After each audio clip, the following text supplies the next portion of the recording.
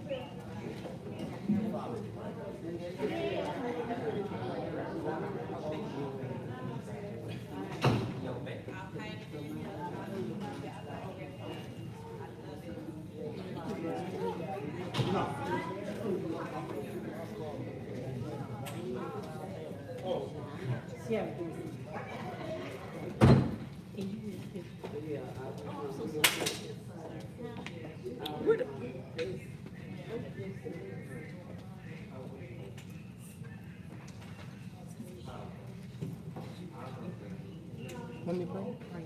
Press any or at the end? No, I just do the song and scripture. At the beginning? At the Yes, ma'am. beginning. I don't know. I'm gonna have to leave.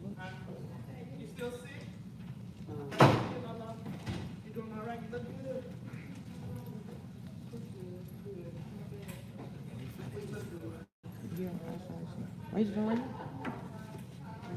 That's too close.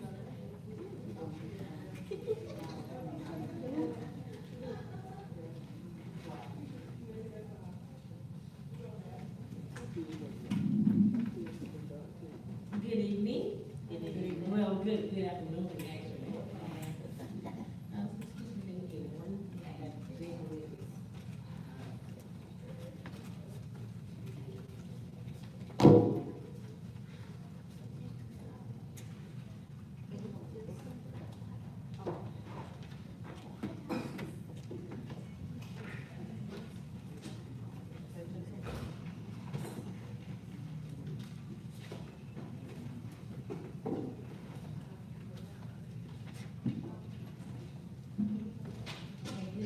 Good afternoon.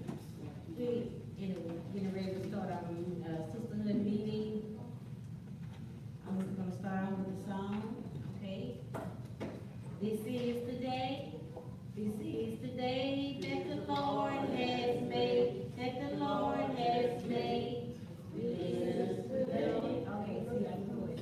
Rejoice and be glad in it, and be glad in it. This is the day that the Lord has made. Let us rejoice and be glad in it. This is the day, this is the day that the Lord has made. Okay, it's time for scripture. Can someone read the scripture, please? First and honor, giving honor to God who led my life, and God with my sisters in Christ. Mark chapter 1, the beginning of the gospel of Jesus Christ, the Son of God, as it is written in the prophet, behold, I send my messenger before thy face, which shall prepare thy way before thee.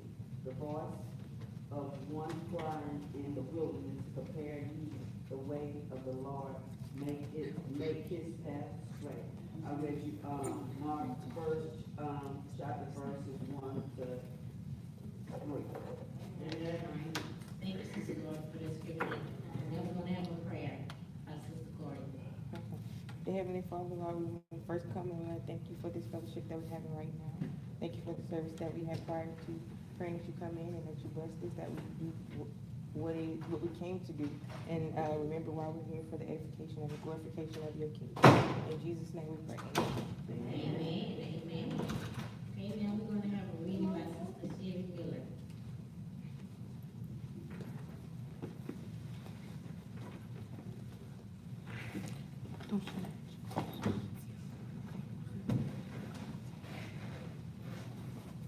GMP Sisterhood meeting, January 20th, 2019. Meeting was called to order at 1:10 p.m. with a song, "I Will Trust in the Lord," led by Sister Stella Harris, followed by a scripture from Matthew 5:2-11 by Sister Barbara Hagnon, and Sister Ellis led us in prayer. Members present were Sister Cora Ellis, Sister Sherry Miller, Sister Gail Hill, Sister Naomi Haynes, Sister Barbara Hagnon, Sister Hazel Crosby, Sister Graham Walker, Sister Dr. Deanna Gordon, Sister Sarah Crosby, Sister Stella Harris, Sister Shanice Hamilton, and Sister Johnny Lennon. Reading of the minutes were read by Sister Sherry Miller, motion by Sister Hill to accept minutes as read, and second by Sister Ellis. All those in favor. Sister Sharon Gordon reported the balance in treasury was $1,246. Old business. Sister Hill thanked everyone for their contributions and participation to make the nursing home visit a success. She stated they inspired us as we shared the word and gifts with them, and we played bingo. Sister Hill thanked the Sisterhood for being a blessing to 3 families or individuals by providing a donation toward a Thanksgiving meal. Sister Hill stated she was sick and unable to attend Howard Clark's women's conference, but Sister Bell stated it was awesome. New business. Sister Hill discussed doing a vision board, and date was set for Saturday, February 23rd at 1:30 p.m.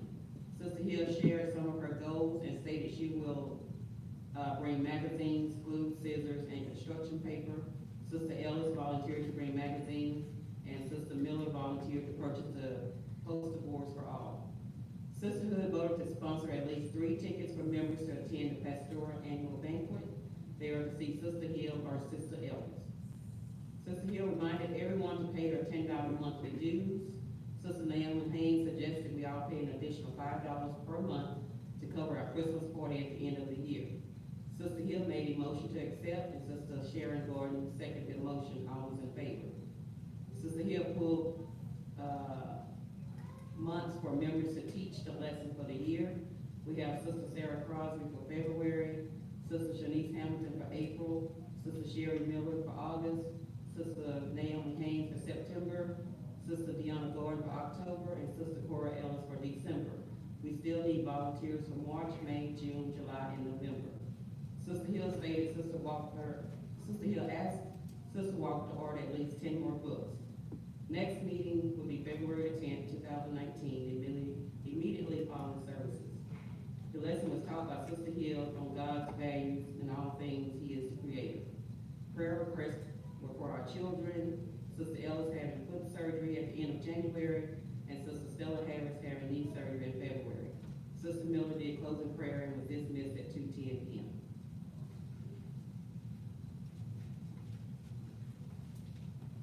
I make the motion to accept those minutes. I second. Thank you. I would like to thank Sister Miller for the reading of those minutes. Now we will have the treasury report by Sister Sharon Gordon. I don't have it at this time. Okay, all right. Old business, as we said, the vision board is February 23rd, Saturday, February 23rd at 1:30. And I kind of printed out and gave you a handout about what a vision board is. If you're still not understanding it, you may be able to go online. I did buy some things, some stickers or what have you to put on your vision board, but just be in meditation and prayer about it, on what God has given you, because God has created us all with a purpose. And we just want to be sure that we are in His will.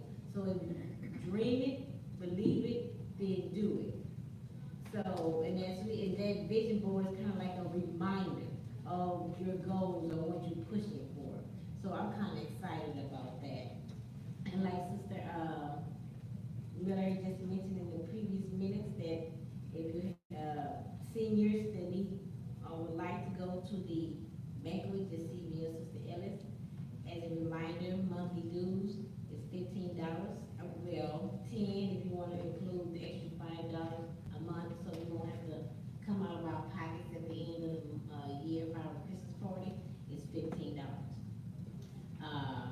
still need volunteers for, teaching the lessons for the months that Sister, Miller had mentioned.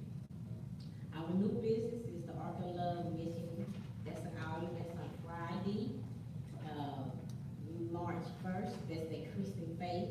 And it's just about an hour, at the most hour and a half program. And when she says it starts at 7 o'clock, it starts at 7 o'clock. So, that's actually just like a women's, workshop. We went last year, it was very, enlightening, very good. Mission to Mama Raya, it's March 9th. That is, they invited us to come and do their devotion,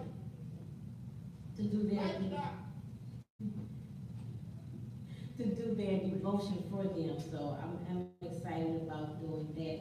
There is a $10 registration fee, and the address, I believe, for that is 15,500 Vandana Way, which is off of South Postal.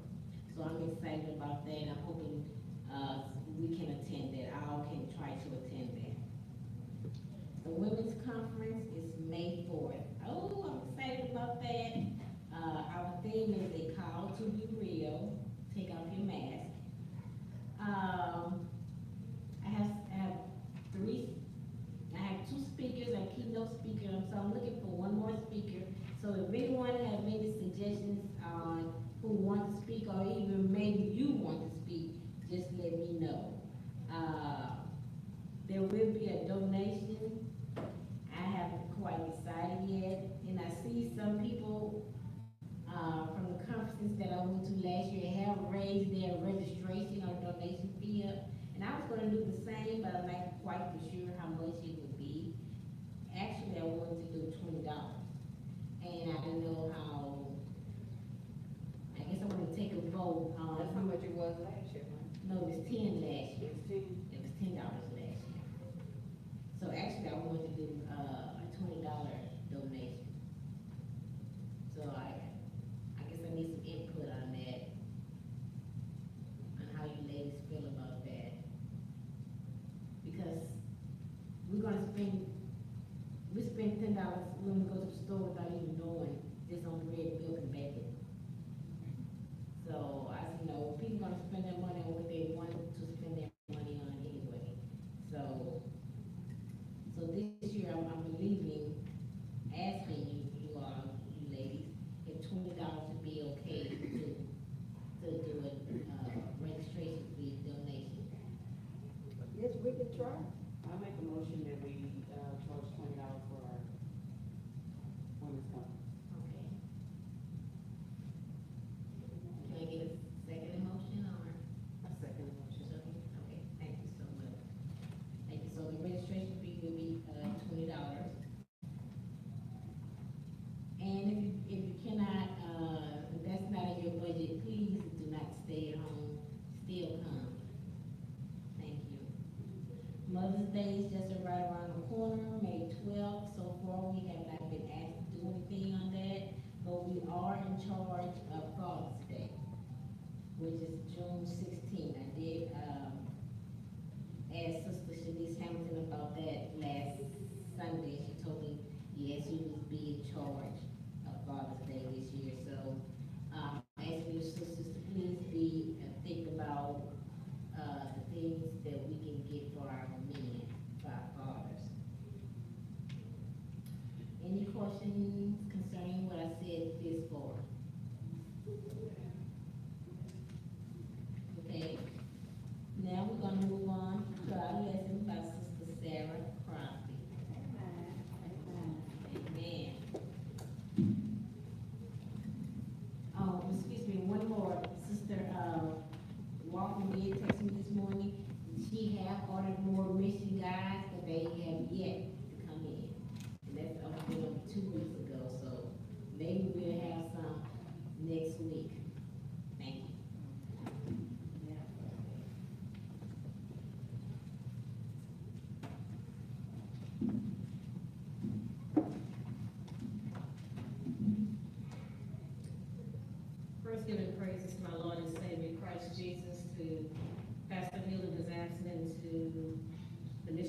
President Sister Hill, and to my sisters in Christ.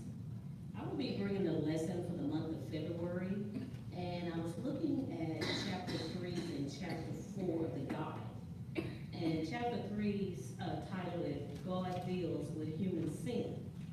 And chapter 4 was God Promises Canaan to Abram. And when I read over this lesson, one word stuck out with me: obedience. Obeying. And these two men that I'm getting ready to talk about, they were obedient to God's commandment. And the two men that we're going to speak of is Noah and Abram. And when I look at the word obedience, it's an act, instant of obeying. It's a submission to another's authority. And then we look at, when I looked at this lesson, it's saying like, faith is the heart, invisible to men. Obedience is of the conduct and may be observed. So whatever you do, it is being observed. And we can tell when someone is being obedient to God and not being obedient based on the word in the Bible, God's word. When a man obeys God, he gives the only possible evidence in his heart that he believes God. We can see that in chapter 3 and 4, where Noah and Abram obeyed God's commandment. By the time of Noah, who lived many generations after Adam, wickedness had almost woefully darkened the righteousness in human race.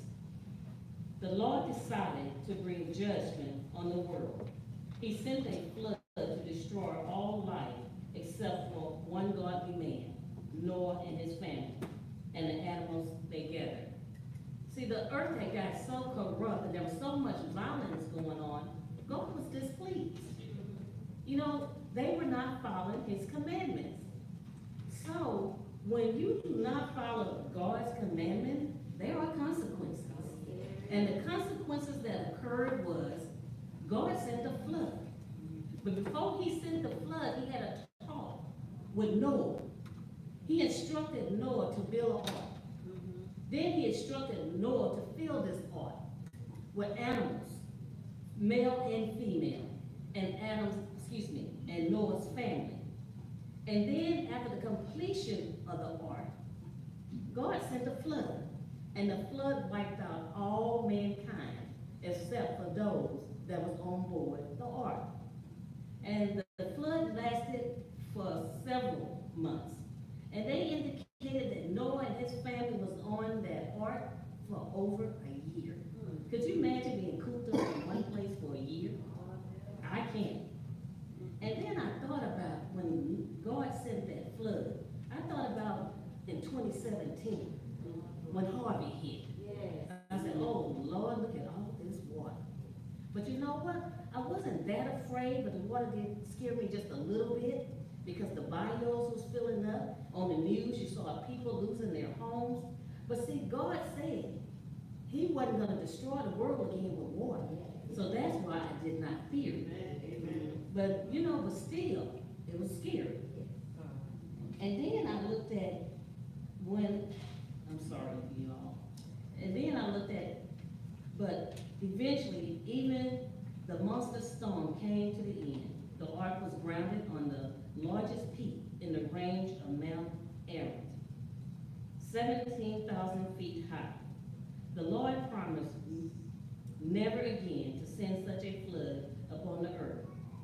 He made that commitment in spite of humanity's evil tendencies. After the flood, God established an unconditional covenant with all people and all animals. He would never again use water to destroy all life. Of his own mercy, he permits even the wicked to live on the earth as long as it lasts. Covenants often are a sign or a seal of some kind of commemoration. God's covenant with Abraham was circumcision. God's covenant with Noah was the rainbow.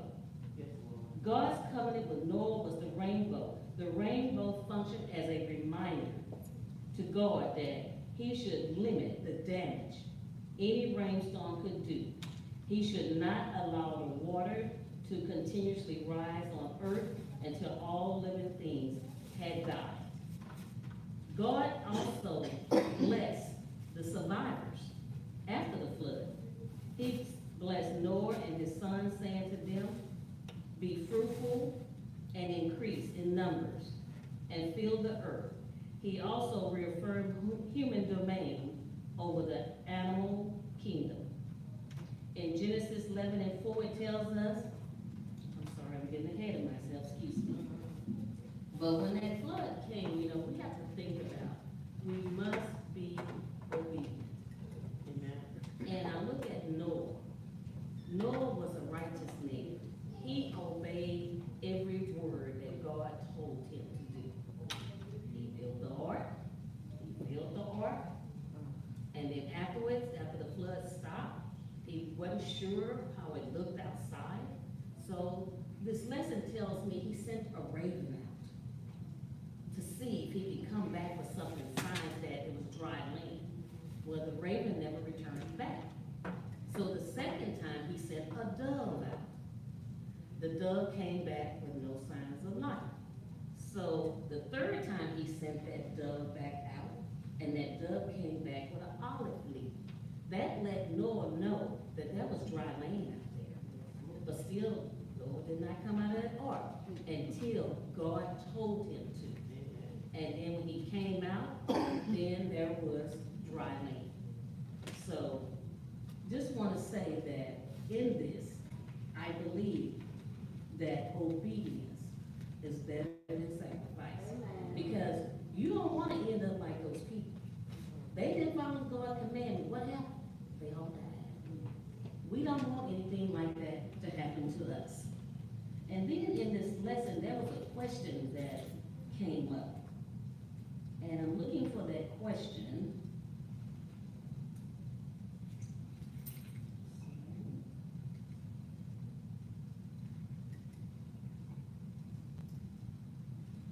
Cannot find it again. I am so sorry.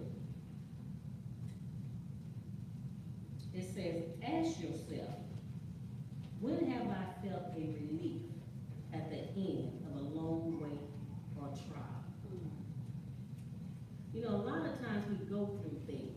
We go through illnesses, we go through sickness. The doctor might tell us something. But then once we have overcome a surgery or some type of financial situation, there's a relief because God has seen us through that particular situation. So we all need to be grateful for that, when God comes through and protect us. And then next I was looking at, it talks about in the lesson how we talked about the covenant. And then in the lesson it talks about how God confused the language. The Lord said in chapter 11, 1 through 9, if, as one people speak in the same language, they have begun to do this, then nothing they plan to do will be impossible for them. Come, let us go down and confuse their language so that we will understand each other. And what he meant by this, the lesson was saying, there were some people in Babylon. They got besides themselves. They thought they was better than God. So they decided to build this temple. And they was trying to build it as high as to the heavens. But see, God did not like that. So what God did, he went down and he changed their language. Where they were building this temple, and when God changed their language, they could not understand one another. So therefore they could not continue to build this temple. And it was called the builders of Babylon, expressed their evil in pride. They decided to build a tall tower that would impress others. Furthermore, the description of the planned tower as one that reaches to the heavens and probably indicates a belief that they could make themselves equal with God. Number one, we know we're not equal with God. We will never be equal with God. God is the head of our lives, and we must remember that. have some people that make other things their God. Just like Pastor Hill indicated, you cannot have two masters. You can only serve one master. But you have people, they make their jobs their masters. And like I heard Pastor Hill indicate in a sermon recently, like on Sundays, you got people going fishing.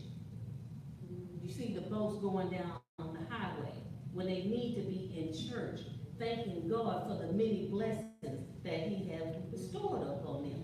We need to thank God for our health. We need to thank Him for the food He put on our table. We need to thank Him for the roof over our head. So, you know, like I say, some people make other things their God, but there's only one God. And our God is a jealous God. So we have to be careful what we do. And then also, it tells us we may build monuments to ourselves, such as expensive clothes, big houses, and fancy cars, important jobs. The call attention to our achievements. These may not be wrong in themselves, but when we use them to give us our identity and self-worth, they take God's place in our lives. We are free to develop in many areas, but we are not free to think we have replaced God. What towers do you have built in your life today? We have to ask ourselves that. You know, sometimes, you know, on Sunday, I might get lazy and say, well, I'm not going to church today. I'm going to stay home. Well, guess what? That is not pleasing to God. Because He wants us all to come together and fellowship with one another. And when we come together and fellowship with one another, there's strength. There is strength. And then it goes back to, it said, Abram built an altar to the Lord. And altars were used in many religions. But for God's people, altars were more than a place of sacrifice. Altars symbolize communion with God and commemorated noble encounters with Him. Built of rough stones and earth, altars often remain in places for years as continued reminder of God's protection and promises. Like on Sunday morning at altar call, when we say come to the altar, the minister might say come to the altar. When we come to the altar, we come in to pray. We're thanking God for what He has done for us. We come in and we leave, they say leave your burdens at the altar. You pray to God, tell Him all about your problem and leave it with Him because He will take care of it. And to give an example, I remember a couple years ago when I got sick. I got scared and I prayed and I prayed. I said, Lord, if it's your will to take me, well, take me. But God wasn't ready for me. God cured me of my illness, you know? And I thank Him for that. And then that's why you say, you know, I was obedient. I said, Lord, you know, I did what you asked me to do. I try to help people. I try to live right.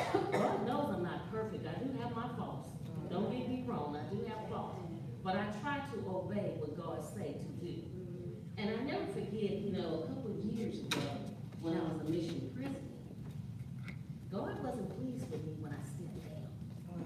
When I stepped down as president, God came to me and said, Sarah, you know, I'm not pleased with you because you're not busy going about my Father's work. You're not doing what I asked you to do. You know, but sometimes, you know, I felt like I got burned out. But we have to remember, we must call on the Lord and He will give us the strength that we need to endure whatever is put before us. So you must be obedient because there are consequences when you are not obedient. So I just wanted to share that little bit with you as far as what I got out of these two lessons, that key word of being obedient. And then it goes back to when it said Abram regularly built altars to God for two reasons. For prayer and worship, as a reminder of God's promise to bless him. Abram could not survive spiritually without regularly renewing his love and his loyalty to God. Building altars helped Abram remember that God was at the center of his life. Regular worship helps us remember what God desires and motivates us to obey Him. Many believers find that when they determine to follow God, they immediately encounter great obstacles. The next time you face such a test, don't try to second guess what God is doing. Use your intelligence God gave you as Abram did when he temporarily moved to Egypt and waited for new opportunities. And just like last Sunday, I'm going to share this bit, and I hope Brother Roy Gordon don't get upset with me. I was talking to Brother Roy Gordon after church, and I was asking how he was doing because he had a limp. He was telling me he didn't feel well. And he said, you know what, Sister Crosby? Every time I get ready to go to church, that would Satan get busy. And see, Brother Roy Gordon is then trained to become a deacon. And see, Satan don't like that. Anytime you're doing the will of God, Satan gets upset. And he tries to throw a monkey wrench in it to get you to turn away from obeying God's commandment. So I look up to Brother Roy Gordon. He's a young man, but he is obedient to the will of God. And look how God has blessed him. He has a beautiful wife. He has 2 beautiful children. That is a blessing. And don't you know children are a blessing of God? So he is truly blessed. So I will continue to pray for Brother Roy Gordon, that God continues to use him, because I'm quite sure he's going to be elevated a little bit higher. We can see it in him. And so he's a faithful young man, and he's very obedient. And then let me get back to the lesson. I am so sorry. On chapter 4, it said God's promises came to Abram. The Lord has said to Abram, leave your country, your people, and your father's household, and go to the land that I will show you. And that was coming from Genesis 12:1. And so it said, many years after the flood and the Tower of Babel, God began a new approach in his dealings with humanity. He began to develop special attention to one family, later to become a nation that would bear his name before all the world people. Then from out of this nation, he would raise up the Messiah who would achieve salvation for all who would believe in him. To set in motion this grand scheme, God needed one man to become the father of the holy nation, and God chose Abram for that role. We can't be sure why God called Abram and not someone else. For later events in Abram's life, we know that we had many fine qualities, but he was by no means perfect. In fact, Joshua 24:2 tells us that the time he was living in Uri, his family was worshiping false gods. God called to Abram was demanding. Abram was to leave his country, his people, his father, his household, and he was to go to a land he did not know.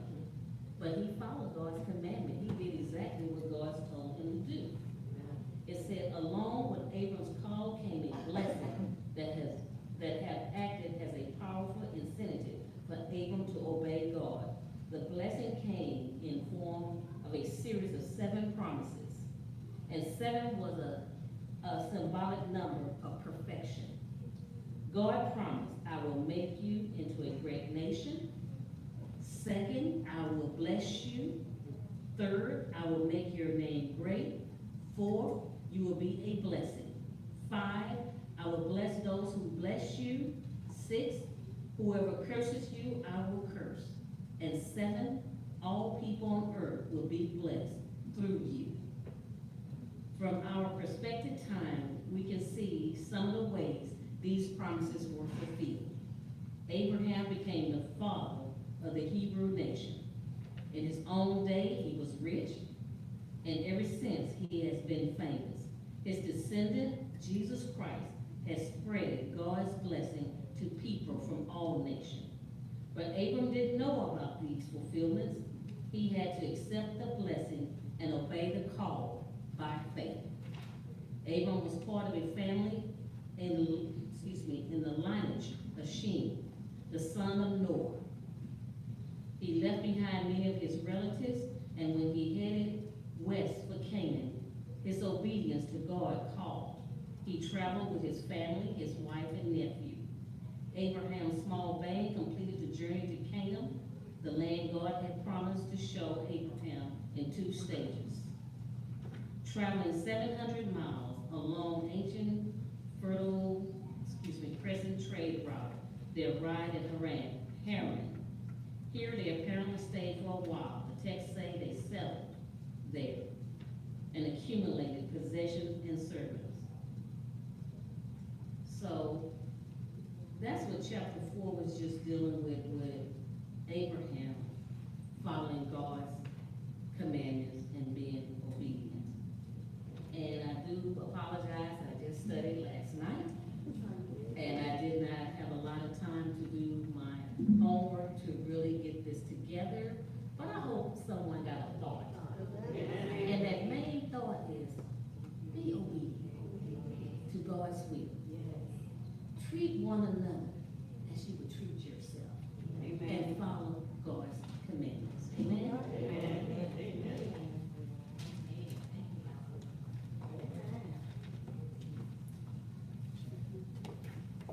I like to thank Sister Constance for such a wonderful lesson. You know, sometimes God, we don't have, He gives us things at the last minute.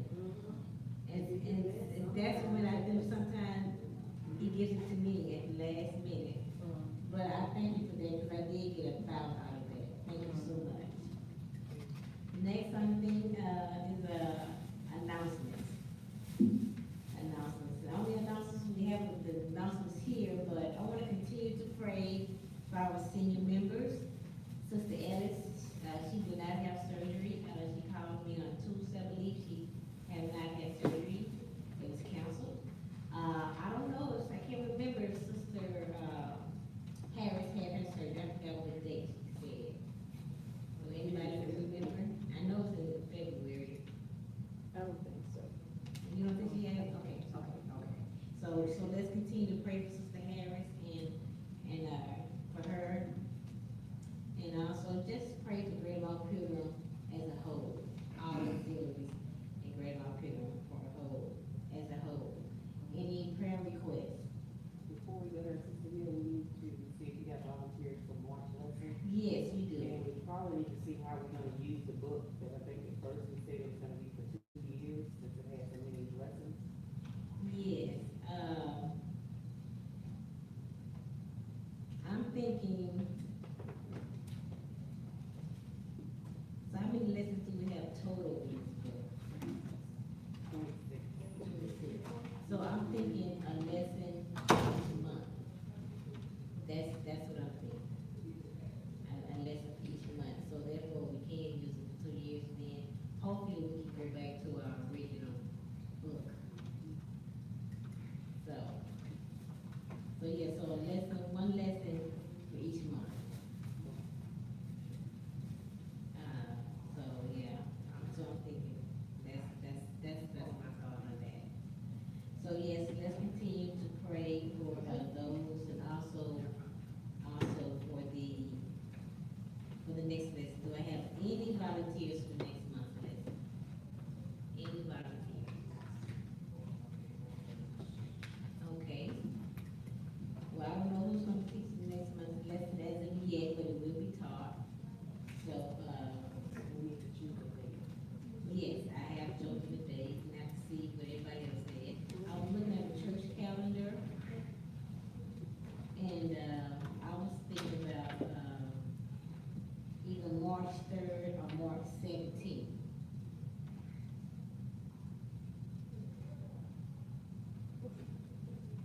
March 3rd is, well, that's the first Sunday, March 3rd is. So what about March 17th? 'Cause I know after the Lord, some people kind of like be ready to go home. So what about March 17th would be the next lesson? So March 17th would be the next lesson, Sisterhood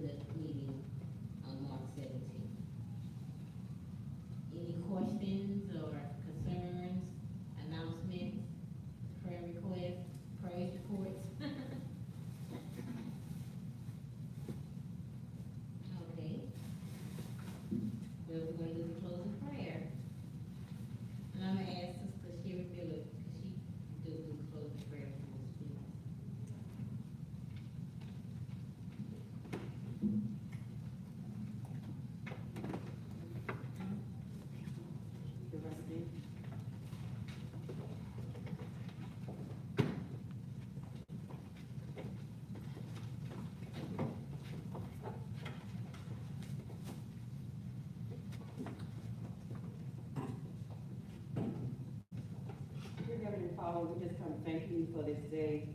And Lord, we thank you for all the many blessings that you bestowed upon us.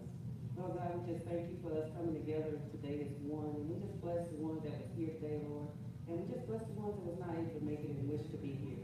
And Lord, we just ask that you just keep the sisterhood in your prayers, that we are coming together as one and doing the work of your will. And Lord, we just pray for the ones that are shut in and sick or in jail, wherever they may be at this time, Lord. We just ask that you just lift them up right now and be with them. In Jesus' name we pray.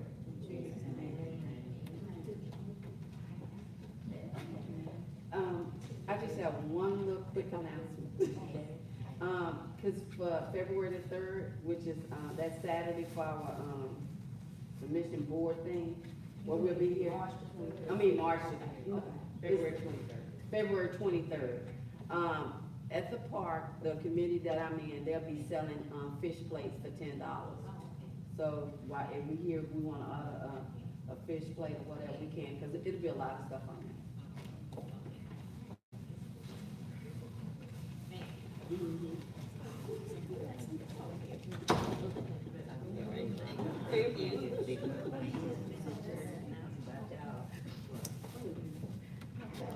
Selling fish.